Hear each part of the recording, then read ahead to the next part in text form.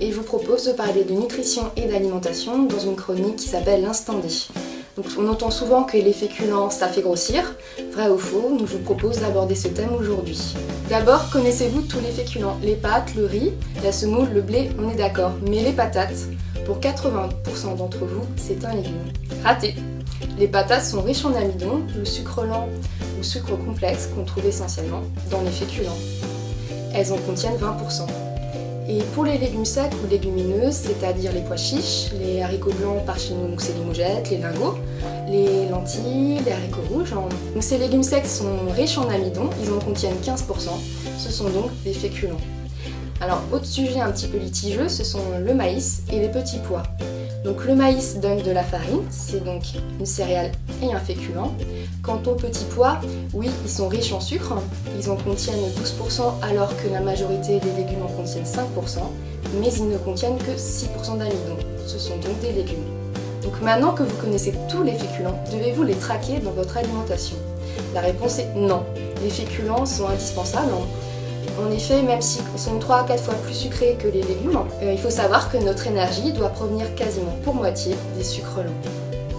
Donc vous l'avez bien compris, ce ne sont pas les féculents en eux-mêmes qui font grossir, c'est d'abord la quantité si elle est excessive par rapport à nos besoins. En effet, le poids est une balance entre les apports caloriques, donc l'alimentation, et les besoins en énergie, dont le sport.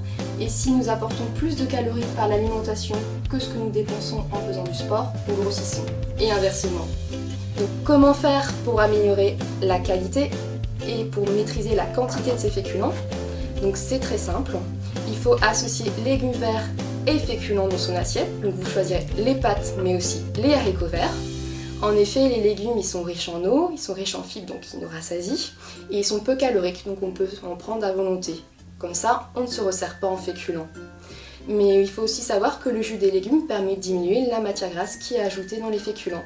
Par exemple, si vous associez riz et ratatouille, vous n'aurez pas besoin de mettre du beurre dans le riz, il ne sera pas sec et il aura du goût.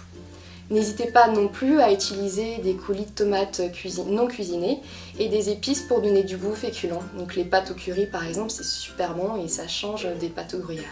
Pour résumer, même si vous faites attention à votre ligne, les féculents sont à consommer à tous les repas, mais il faut faire attention à la quantité et aux matières grasses ajoutées. On va maintenant passer aux conseils pratiques. Donc si vous voulez savoir si vous avez réellement besoin de perdre du poids, c'est très simple. Pour cela, il suffit de calculer son IMC. Donc vous prenez votre poids en kilos, que vous divisez par votre taille en mètres que vous mettez au carré. Si vous avez entre 16 et 70 ans et que votre rapport poids-taille est compris entre 18,5 et 24,9, c'est que votre rapport poids-taille est normal, c'est-à-dire qu'il n'entraîne pas de risque pour la santé. Par contre, s'il est inférieur à 18,5 ou supérieur à 24,9, et surtout si vous avez pris ou perdu du poids récemment, je vous conseille d'en parler avec votre médecin.